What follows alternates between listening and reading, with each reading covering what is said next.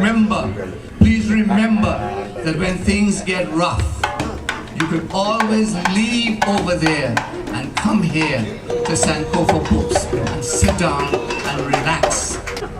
Because this is the liberation space and the liberation zone. Which means that there's no way we can get around making sure that we organize the people. We're talking about you, other folks, be with One DC, where we had to demonstrate around a church because they're displacing the people. There's a group called Washington Interfaith Network, I think WIN. Most powerful group, in my opinion, in this city of neighborhood folk. They're powerful. They can tell the city what to do and what not to do. But they have a certain narrow kind of interest. And a lot of our folks get hurt as a result of that. There is what you call subsidized housing in the city. Some people call it Section 8 housing. A lot of those housing are owned by churches. Now their contracts are coming up. They can make a decision to stay in the program and get the subsidized money from the federal government, or they can get out and sell the property for condominiums or some other high income. We are afraid of what they're going to do. We can't just say, oh, that's a church, so we know the people are protected. So where our power lies in being organized. It means being a part of an organization where you have an action plan and you work that action plan. So we have to be, I'm just saying, they're probably good churches, but there are some we have to be worried about. Excuse me, I need to add I need to add some facts to what Linda said. Here are the facts. Thank you, sister. Affordable housing, 10,000 units of affordable housing, Section 8 housing, is set to expire in 2010, next year. 10,000 units. Okay, listen to this. Now, 68% of all project-based Section 8, that means that people live in public housing where the federal government makes their rental payment, 68% of all the project-based Section 8 housing in D.C. is set to expire by 2014. See, we don't have an issue here. We have a crisis here. We have a crisis. Okay? That's how serious this stuff is. Those are the facts. Can I just add one? 1 second. Let me just add one okay, something. go ahead, Linda. If it permits. Okay. Please. Go ahead. Let me just add one point to that crisis. We know that the last 8 years, with that administration that we just kicked out, they were, I say 16, but I'll go with the 8. They were determined to get out of the business of providing housing for low and moderate income people. We've been fighting to make sure that we get federal monies to help support people who make minimum wage. Minimum wage won't pay for housing in D.C. But people who make minimum wage, those folks who are there now, I don't know what they're going to do, but those folks who are in office right now have helped close that gap. Now, again, we got to get people organized so that we can make sure that we hold those folks accountable as well. That's critical. So remember that. Remember that. And thank you. Thank you, Jabari. We'll come to you next. Okay. Hi, good afternoon. My name is Jabari Zakia. I presently live up Georgia Avenue off of Kiefer Place. And I work with Power DC Linda, and also a member of Black Caucus Planning Organization. I just want to talk about two things, two parts of this holistic issue. There's an old African proverb, a people without vision, what? Shall perish, right? I think one of the things that I like about this is because we're talking about solutions. And as Dominique and Linda and Sharika talked about, there are solutions. I just want to talk about the political and the economic end.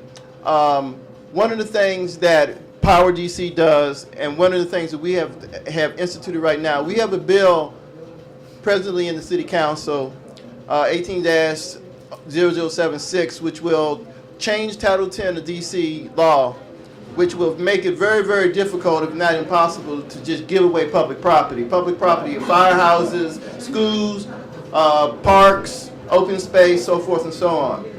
That the Fenty and the predecessor Williams administration were hell-bent on trying to get rid of for private interest.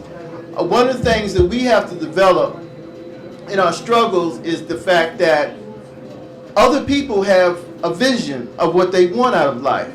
What we don't cultivate and what we don't project and what we don't enforce is our own vision of what we want out of life. We accept what we think other people allow us to obtain. Every 2 years there are elections in DC. We just had an election in 2008 where half the city council was up for election. In 2010, half the city council, the other half would be up for election, and Fenty. Again, one of the things that we, for part of Black August Planning Organization, want to do, we have a vision to take over the DC government in 5 to 10 years, okay? In 5 to 10 years, we will sit in city council, we will be in the mayor's office. That's the kind of vision that we have to have. And it's not about skin tone, it's about mind tone. Because, of course, many of the people who are in those offices now look like us, right? And they do it to us. Okay, so one of the things that we have to be very cognizant of, and hopefully in the planning that you have, Holly, here, that we need to institute a specific political plan to take back DC. I live up Georgia Avenue, I walk everywhere, and I see all these vacant buildings, or buildings that are at least boarded up. One of the things that we should be doing, people should do, and I would like to record those things, and we go buy those buildings. Okay, we put together syndicates and buy those buildings. I mean, we have enough money. McDonald's sure knows we have enough money. They renovated the whole thing. It's open 24 hours, so they must know that it's right across the street from Howard Dorm. So who do you think they get a substantial amount of that money from? Us. What we need to do, like we did coming out of the South and coming into the North, we came and we had our own what? We had, in 1909, we were better off than in 2009. We had more black papers, we had more black businesses, we had more black credit unions, we had more black homes, you know, proportional per capita. We had more black males in college instead of jails. Okay, what we didn't have in 1909, what we had in 1909, what we didn't have was abject Jim Crow. But so we have underground Jim Crow now, okay, which is actually more effective because we have bought into it and we play on ourselves. When we know you're getting hit, you fight back. But if you don't know you're getting hit, you just walk into the trap. You know, it's like cooking a frog. If you throw it in a hot boiling water, it'll jump out. But if you just put it in nice tepid water and just slowly turn up the heat, before long it can't jump. So I would just say part of this practical stuff. If you voted for Fenty, if you voted for Jim Graham, who is the Ward 1 council person over this area, give you an example. Jim Graham, about less than a month ago, introduced a bill into the city council to make loitering, to give the police the authority to make arbitrary rulings to say 2 or more people could be sitting loitering and call that a hot zone, and then potentially arrest people if they didn't move. Okay, there was such a firestorm of people calling. They had hearings to actually a round of hearings to go and to hold on the bill. But before the bill was scheduled to go to have the first hearing, there were so many people who called in and complained about it and actually threatened him with his job that he pulled the bill before it even got to the hearing stage. What we don't understand or seem not to exercise as much as other people is the fact that it's a fight. We have to engage in the fight. We just don't have to, you just can't say, I wish you would do this. You know, we have to understand that when we vote for people, it's not to wish they do something. It's like, you better do it or you will be yanked. Okay? That's the attitude that we've lost. We've lost the attitude that the elected official is our servant, is our employee. We go there and think that they're on a pedestal. You know, whether it be Barry, whether it be Fenty, or whether it be whoever, whether it be Obama, okay? Okay, and so all I'm just saying is, hopefully part of this whole future discussions, we will talk about tangible ways to take back not only, you know, the political, but the economic aspects of the thing. Because we can control this whole Georgia corridor. That's one thing that they don't want us to understand that it's our money that fuels this thing, it's our money that can control this thing.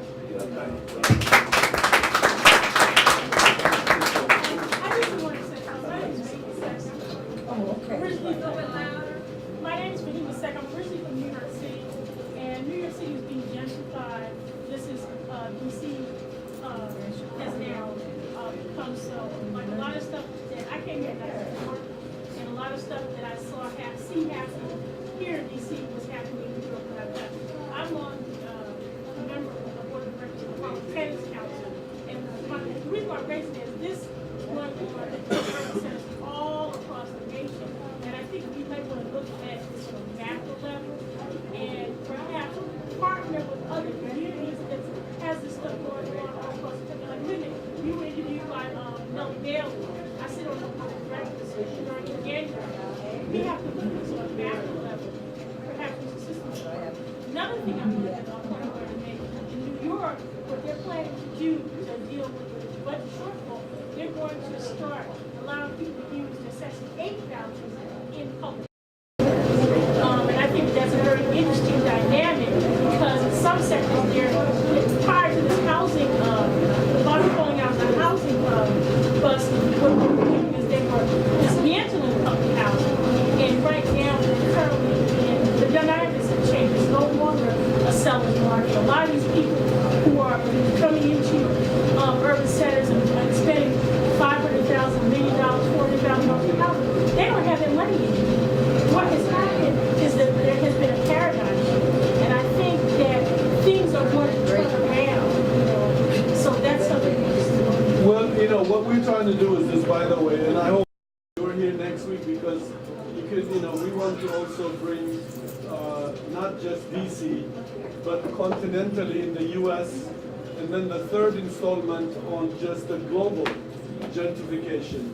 And so I hope you are here, and before you go, let's talk.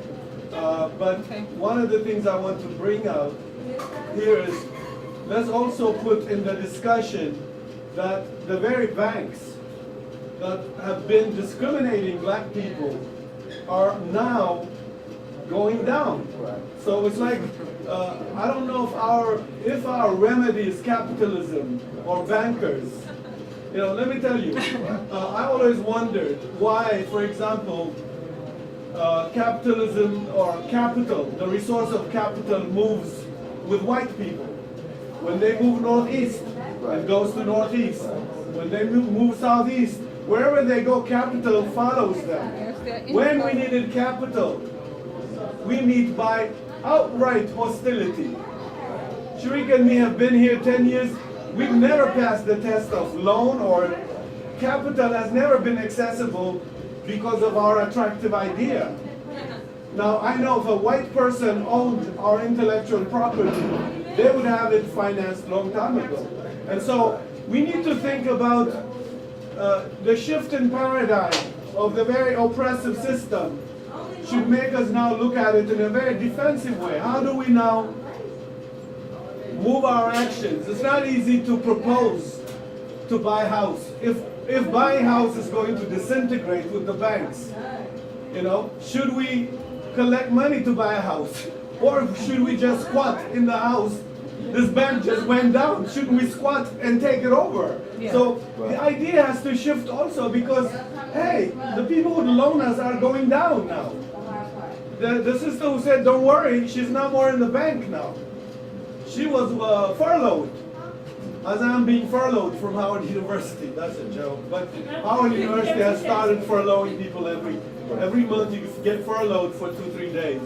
So basically, I think if our discussion moves towards action, towards, like, for example, this discussion to be taken over by a group of people to continue to be vanguards of the housing debate or the gentrification debate. That's one.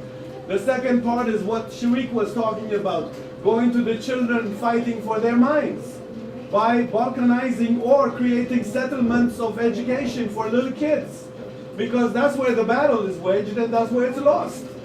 To me, once they occupied the brain of our children, who would have to come back with an alternative based on the historical circumstances they would face, what are they good? So to me, we got to get our children, build their capacity to create their own vision and history-making ability, given the historical circumstances they will have to face that we cannot even begin to envision. I cannot tell my kids, I can't give them blueprint. All I know is just show them I fought all my life, and now they also understand the culture of resistance, but they will have to now use new tools. They can't use my spear. They have to create a new tool based on their own historical circumstances. And so, to me, I think the idea, for example, I'm always fascinated why black people vote for Fenty, for example, or Berry, and then they go serve white people and take you for granted. I don't get it. Where's the punishment for Fenty now? I know you took some of the loud brothers that I knew. Loud nationalists were following Fenty. And now they don't know where they went. He even just disposed them after he used them to bridge himself into the black core community. He used them, got rid of them out of the map because he ain't coming here because he's a sellout now. So we have a brother running loose somewhere. He can't come back to his community because we told him, you gave us to a traitor. And then the guy had abandoned him because white folks are saying, this is a liable Negro you got going here. Apparently he don't like white people. What are you doing with him? So Fenty shook him out of himself, and now the brother's hiding. Every time I see him, he's ducking me. Why? I'm not going to call it Fenty, but Fenty got booed at his birthday party last year. Fenty showed up at his birthday party, and he was booed. Well, let me tell you, there's many brothers. I'm really using one example, but I don't. There are about 30, 40, the loudest nationalist, militant black kids who went to Fenty, used them in the street carrying his placards, etc. And now they're not even to be found in the dictionary of the city or in the directory of the city. So the basic thing that I want to make here is, why is it that we don't punish people for not doing what we send them to do? Whites do it. They're punishing the ones we send them. Yeah, well, let me say, sometimes we do. And that's part of that organizing and being empowered and having power and being able to deliver a political consequence. So we have delivered political consequence that got rid of Harold Brazil. And that meaning that folks organized. We were at his house in busloads.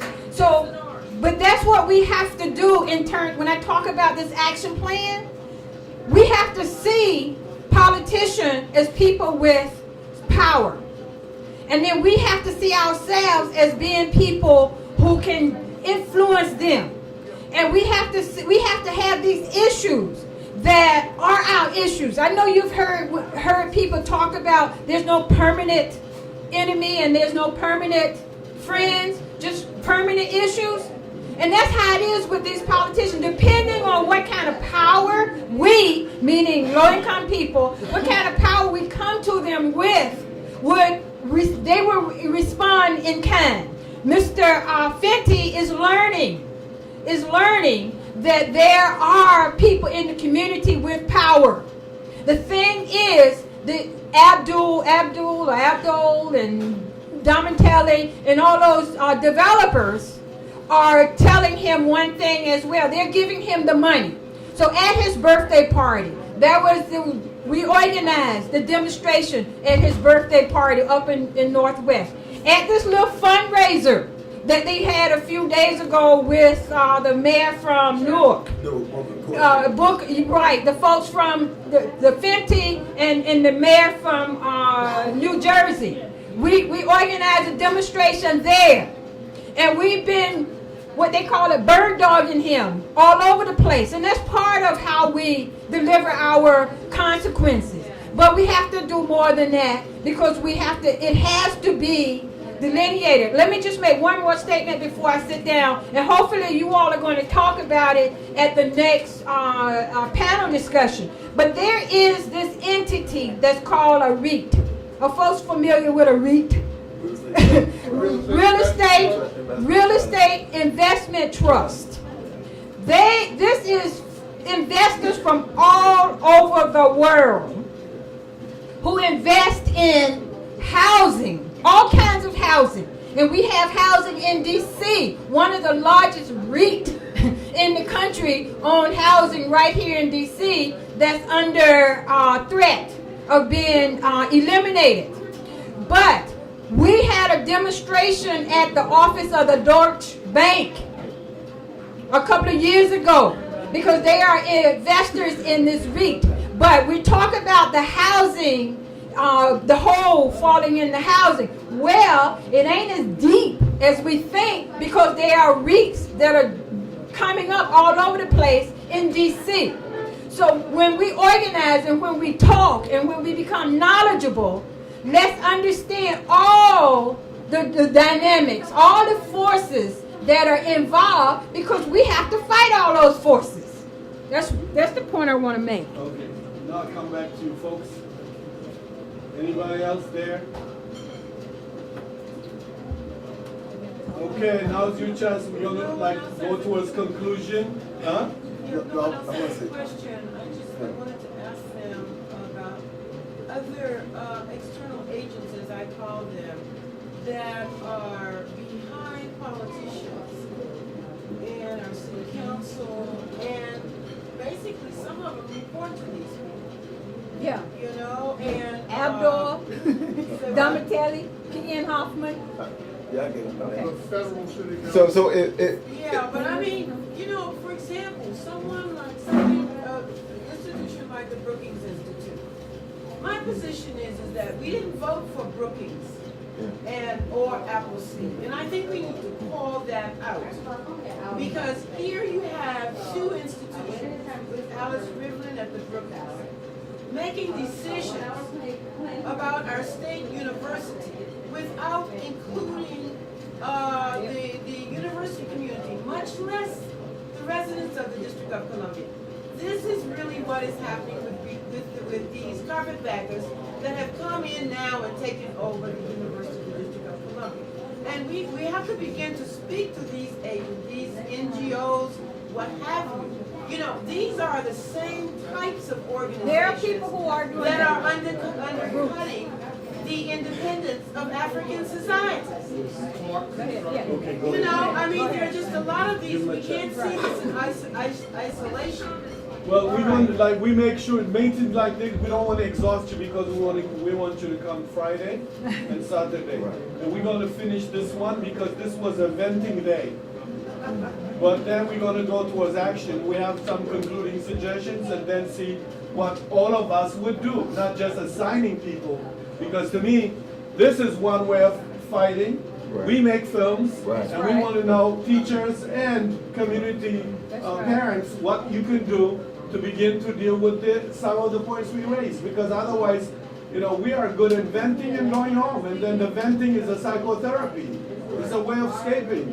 And that's why our community is ravaged by a whole lot of conspiracy theory. We are the biggest community on conspiracy. Conspiracy, white folks don't get to conspire because we're not even formidable to conspire against. So it's very pretentious to even say they're conspiring. They're not even thinking about us because they have not seen any formidable response. So a whole lot of mental diseases going on in our community. I'm like in this place surrounded by a lot of conspiracy theoreticians. You know, it used to be only Brother Dick Greger, and he made sense to me. Like, I'm not really talking bad about him, but now there's a whole lot of folks doing therapeutic thing on conspiracy. To me, it paralyzes me. There is no conspiracy because I'm insignificant now. Who should conspire about me? What am I? I'm not Che Guevara, I'm not Malcolm X. We barely go beyond our personal interest. So who should conspire against us? It's very pretentious. And so we need to really, because I'm worried about the mental disease going on in the black community now. Serious disease. As I've never seen so many black people walking, talking to themselves. It's not a cell phone. I'm not confusing cell phone. I'm talking about non-cell phone brothers who are just going. One is just boxing. Right. You can see him around 14 and P area. He's just boxing the air. He's hitting the air. And that's not just a physical, he's like working out. No. No, let my brother first. Then I So I want to deal with I want to deal with three things in my closing comment. I want to deal with the issue of agency. Don't close. You guys go. Okay, right. Okay, all right. Then I want to deal with filmmaking, and then I want to deal with what's going on nationally. So agency, then, in organizing, they use this term like, who are your targets, right? So our targets are not just the politicians. They're the real estate developers, you know, and anybody that develops real estate against our interests. Then there's some nonprofits like the Brookings Institute, the Cato Institute, and some of these think tanks, because actually a lot of politicians use their knowledge, not our knowledge, to set our policy. And then believe it or not, some of our people are our targets, right? Because some of our people want us out of here, okay? So that's the agency that we're dealing with. That's why we need to have a strategic thinking process and a strategic action process, okay? Filmmaking. Foggy Bottom, Georgetown, Southwest, U Street, Shaw, Anacostia, and now I'm going to tell you a Deanwood story. Two women were in the office of 1DC last Thursday telling us that Mayor Fenty and Yvette Alexander, the Ward 7 council member, are conspiring to take 13 people's properties through eminent domain. Okay? In legal jargon, they call that a taking, and the government thinks they have a right to do that. We're going to join those people to make sure that doesn't happen.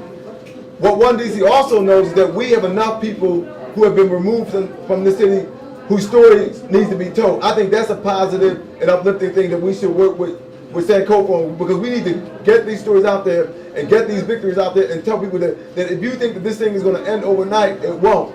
You know, and we got to use this artistic talent to tell the story and lift us and move the movement forward nationally. I'm from East Baltimore, okay, and right now Johns Hopkins University is taking 80 acres of land and moving almost all my relatives out of there, right? I got a godson from New Orleans, okay? Public housing called Lafitte. There's nothing wrong with Lafitte. They have military people guarding this public housing and refusing to let our people in. This is what we're up against, okay? And believe it or not, some of us get excited because we know that this is really war. This is the real war, right? Not killing our brothers and sisters in Iraq or on the continent, right? This is the real war. And so we need to understand these stories. And believe it or not, there's a lot of people in this room, a lot of people in this city that know these stories, and we need to take the power of the people fighting against this crap of ethnic cleansing in all urban areas, because we have a right to the city, and we need to connect these stories. Thank you. Thank you very much. Go ahead, my sister. This is the last year, and then we're going to have concluding I things. wanted to ask ladies, they know anything about demographics. I don't know if they're, I've been down to some of the meetings. Yeah. It's, they usually have it in Charles Sumner Elementary School down 17. And I wanted to ask you about them, because I've had to call them a couple of times to get information to help me with my fight. And I want to know, are you working with them? What do you say about them? And also, I heard that the tenant advocacy group is the group responsible for ordering building-wide exterminations and inspections can no longer go through DCRA. Okay, good question. Those are some of the detailed kind of questions that give me an opportunity to share with folks. But yes, TNAC is an organization that we work with.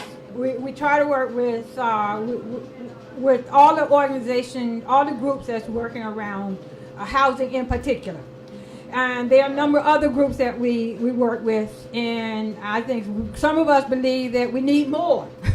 You know, we need many more, because none of us have the power to call for 500 people to be at the district building on any given day. That's what we need. That's what I call being able to deliver a political consequence. To shut down, to shut down their ability to do business. Even if it means having somebody to call every 15 minutes to shut down the business. But at any rate, so yes, and it's a good group. You work with them, go ahead. Work with us too. But at any rate, the Office of the Tenant Advocate,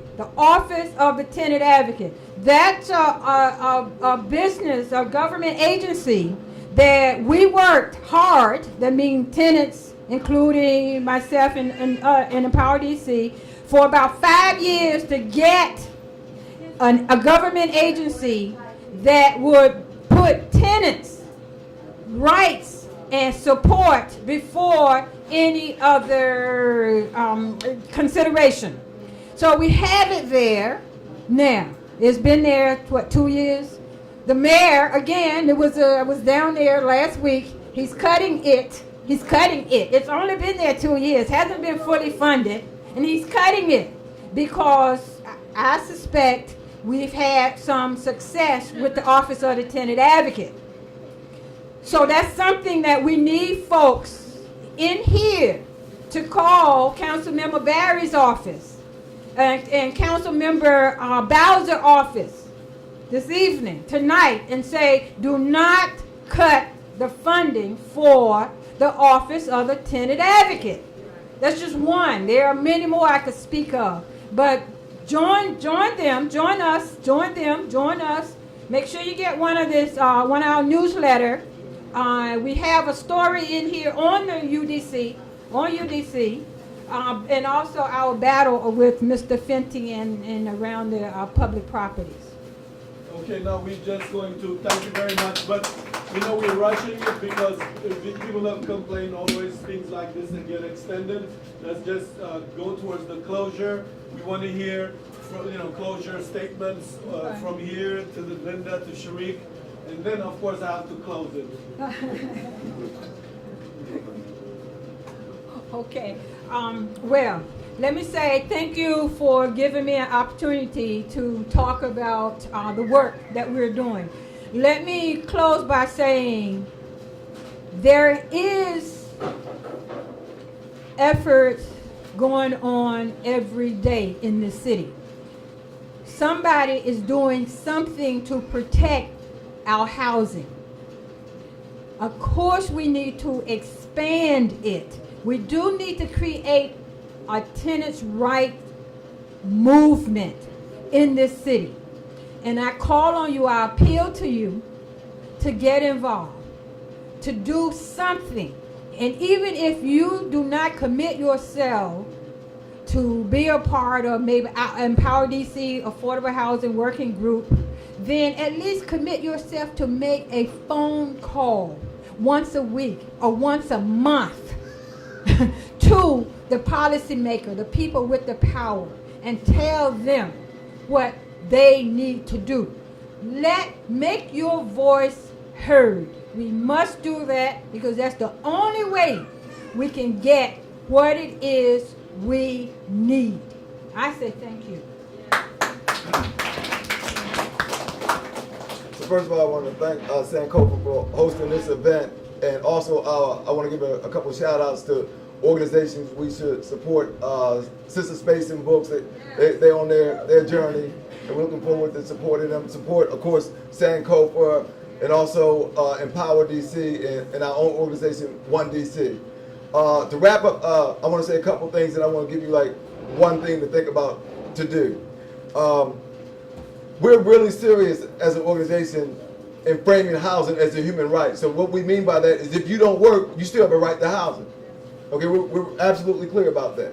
And we mean the best kind of housing that a human being deserves. We don't mean any rundown housing, and we especially don't mean the legacy that has been perpetrated on our people in DC. Most people don't know in the 1940s and the 1950s, the DC Housing Authority actually owned and controlled alley housing where the poorest people in this country were relegated, and that was law and it was legal. And that's where we're headed if we don't stop, okay, and do something about it. So my one charge to you is, talk is very cheap, right? Pick one organization, one challenge to yourself, and join Sankofa, and Empower DC and One DC, and make some change happen, because everybody is affected. And the last thing I would say, it is not a joke.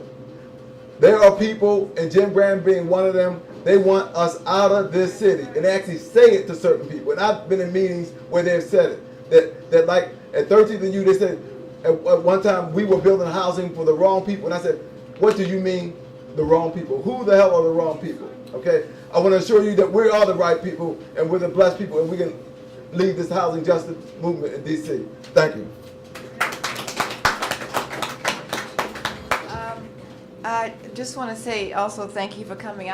We did hear from some of you, but I really wanted to hear more about why you came, because I think that the big show today really does show that something is, that there is a ember burning in all of us who are being affected by and watching whatever position we are, what's going on in this city, and we are seeing it duplicated outside the city and around the world. And you have, this is a way for us to participate. If we don't like what's going on in land control in some parts of Africa, let's start with land control here. I mean, we have, the struggles are here to get involved in. I was also, Heidi said he was inspired by watching Brick by Brick again. I was also inspired myself watching it again, even though I cringe at watching this print. This is a VHS copy of the film. We actually shot in those days in film and not in video. So we haven't had the money to go to do a proper transfer where you really get the richness of the film into what you're seeing. So that made me cringe, but at the same time, some of the genuineness of the people speaking comes across anyway. And the sister at the end who just says, "Fight, fight," and she's not. I'm sure she's not even around anymore. She was an elderly woman then. She was having a hard time. I doubt she's around now. I'd like. We've been talking about the idea of going around and seeing what became of these struggles, what became of these people. I think it's a very good idea. Maybe we'll be able to do that. But like the sister said, just fight. Absolutely. Well, let me just say a few things. One, I think it's very important people, when you think about, like, for example, money, property, wealth, the very idea of property in this 21st century is in trouble. Those of us who bought houses thinking that was independence and freedom, those houses are in trouble now. And I thought about it because I have a lot of kids with this woman here. So I said, I think the only thing they have is what we give them in here. The rest is not really theirs in the end. So what do we leave our children is really something they will hold here, because the rest is crumbling. I know black folks, which is another fantastic part of black people, is just very optimistically, and I like that. But I just think this world is in trouble. Yes.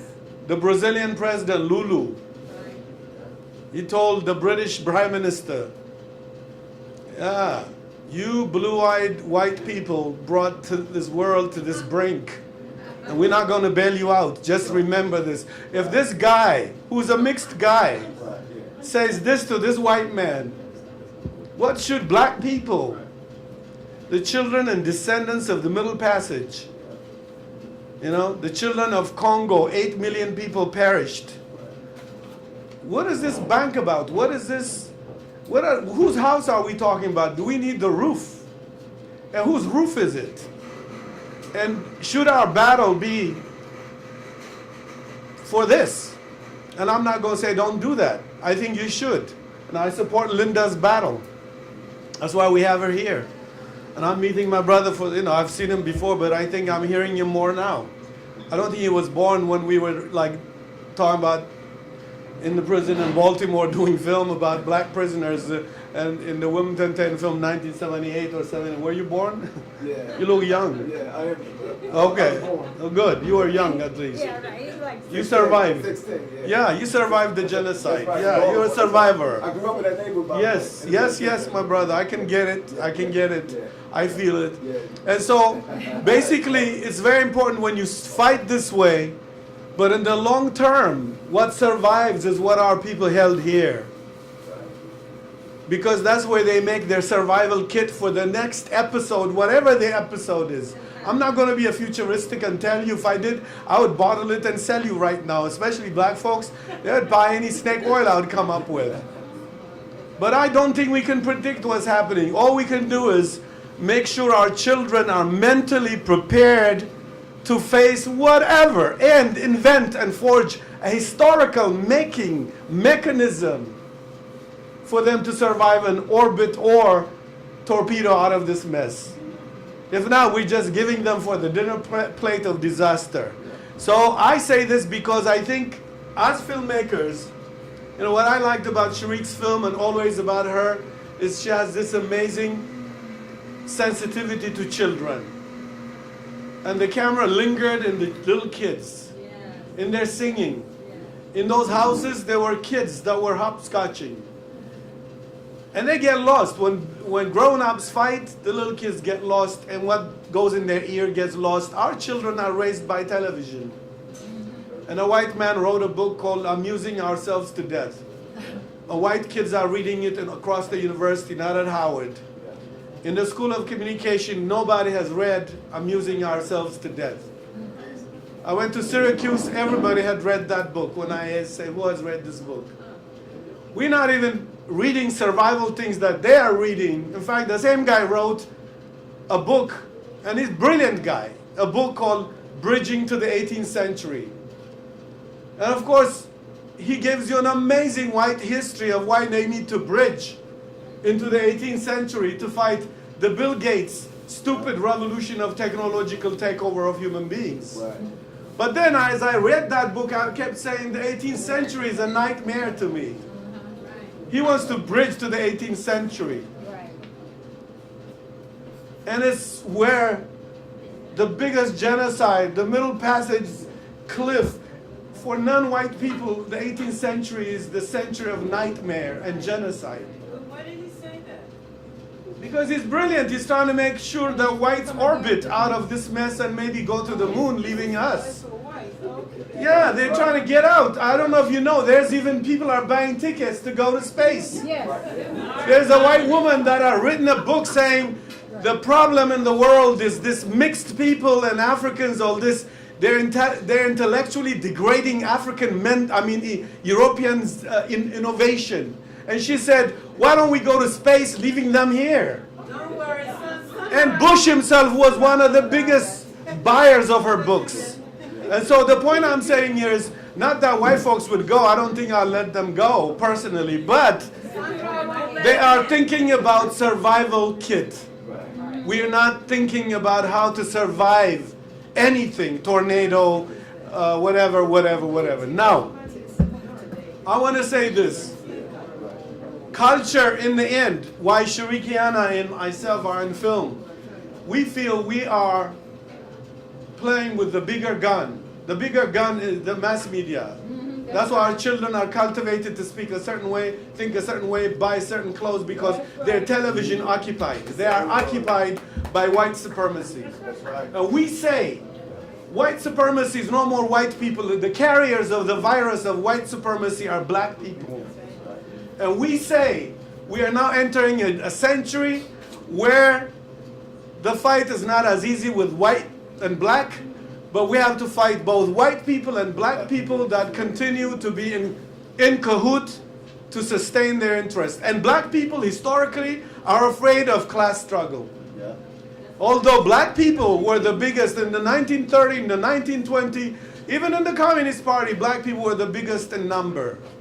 Of course, they were betrayed by racism, left it as they came in. But you have to know, white kids are in London marching for a left-wing cause, burning buses and saying socialism, and our black kids are #1 in fashion at Howard University. My son told me, Haile said, Howard is #1 in fashion, not in education. Okay, and so for me, it's very important that we know culturally we're occupied, which means we have to fight culturally. We have to throw our own stories. You don't have to have a camera. I think the good example he talked about stories. If you look at the Palestinian and the Israelis war, what is it about? Stories. Whose story is right?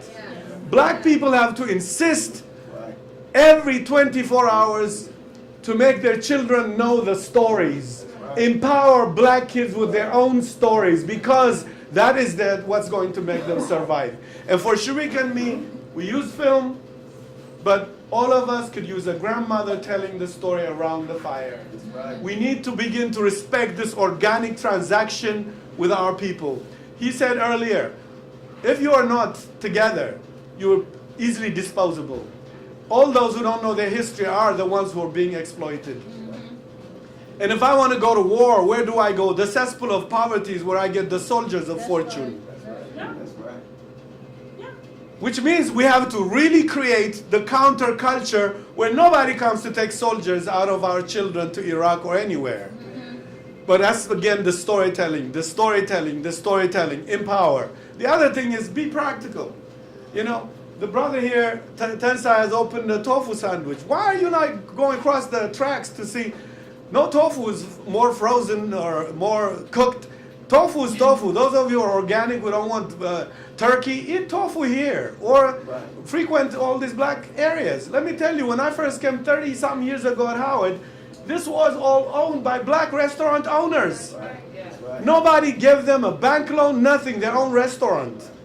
Every black kid coming from Mississippi didn't have money, had food, because those people thought he was their son, that she was their daughter.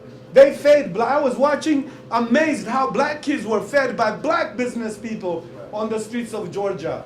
And now we face bulletproof glasses by a very organized economic capitalism of, for example, the mode of Asiatic capitalism. A Korean who's going to leave the store in my neighborhood, his replacement has not taken his visa yet. But they're communicating so well. When I finish being rich here, selling liquors, and then I move up, he comes and takes over. That's an amazing rotation of immigrant cultural communication, like transatlantic communications to organize the exchange of capital, and we are sitting here. It's not acceptable. Excuse me, my brother. I'm a little bit excited. Let me finish. I know you're right. It's like time is up. But let me just say, we need to do our shares. You see a black bookstore, support it. Niles up here. Sister Space coming back up. May, as far as I know. We are here. He has his sandwich. Why do you go to bus this and bus that? Because they use Langston's name. Why do you go to Duke something when in fact it's not owned by our own people? But that's, you know, and finally, I'll just say this. No more KKK to fight. The KKK and skinheads are like lost extras in a movie something. What we're going to fight now, which is going to test our humanity, is fighting liberal white people and their black alliance, the black bourgeoisie. Are black people ready to take this twin, dangerous adversaries who are against our survival? Thank you for coming. Don't forget Friday. Don't forget Saturday. Friday at 6:30. Friday at 2 o'clock, 3 o'clock. 3 o'clock. Thank you very much. Stay around. Sit around and talk. Excuse me. Stay around. Talk to each other.